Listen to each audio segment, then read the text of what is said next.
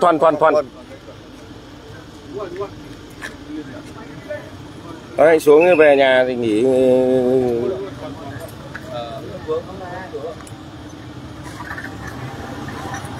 Đây là vụ tai nạn là chân đèo Bà Trắng nhá.